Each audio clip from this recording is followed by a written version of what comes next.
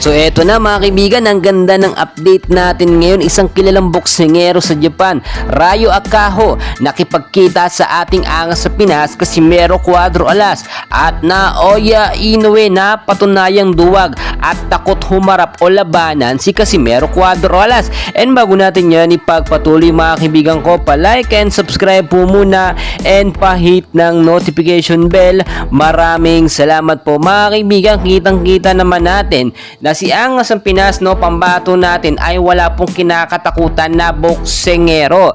Nakita nyo naman sa recent update, no, o recent update ni Casimero Cuadro Alas ay nakipagkita po siya dito sa kilalang boksingero din sa Japan, si Ryo Akaho. Magaling at malakas sa boksingero to mga kaibigan at hindi ito natatakot sa mga Filipino boxer. Hindi daw po kagaya ni Naoya Inoue na umiiwas, no, very obvious sa ating Angas ng Pinas. Nakita natin yan dahil sa ilang mga updates, no, na may nagsasabi na talagang gustong-gustong makangat ng featherweight division nitong si Naoya Inoue para iwanan niya yung mga gustong lumaban sa kanya sa bantamweight division mga kaibigan, which is gayon ay talagang napakaganda ng update, no, binawalan na pong umangat agad ng featherweight division etong si Naoya Inoue hanggat may nakapending po na mga laban. Ibig kong sabihin dito mga kaibigan, hindi aangat ng division, hindi tataas ang division ni Naoya Inoue hanggat hindi po niya nakakalaban ng ating Angas ng Pinas. Bakit mga kaibigan may pumipigil o bakit pinipigilan ng World Boxing Organization? Or nakita naman natin, no, eto pong si Naoya Inoue at Casimero Cuadro Alas, high demand po talaga na laban. Ang daming pumupusta dyan kahit ang mga sikat po na promoter.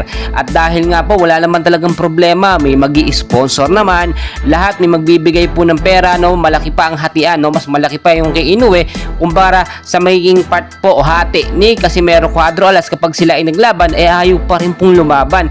Ibig sabihin po niyan mga kaibigan ay natatakot ang halimo ng Japan, no, etong si Naoya Inoue na mawala, no, or matalo siya, mabigyan ng kauna-unahang talo ng ating Angas ng Pinas. Pero mga kaibigan, ayon din sa isa pang update na atin nakuha, kapag paulit-ulit po na umayaw, no, o na-reject ni Naoya Inoue ang mga hamon ni Casimero Cuadro Alas ay yung mga titulo naman niya, no, or yung 4 major title belt niya ang manganganib po, no, na mawala ng visa o masuspinde dahil nga po dapat kung sino yung humahamon na boksingero ay dapat lalabanan ni Naoya Inoue. Hindi yung lilipat siya o aangat siya ng division para matakasan lamang.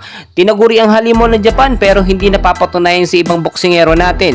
At tila nakita naman natin, no, malaki talagang laban ni Casimero kaya natatakot po itong si Naoya Inoue. Mga kaibigan, patuloy ko po kayong i-update dahil pangaganapan. So dyan lang kayo. And please huwag kalimutan mag-like and subscribe. Maraming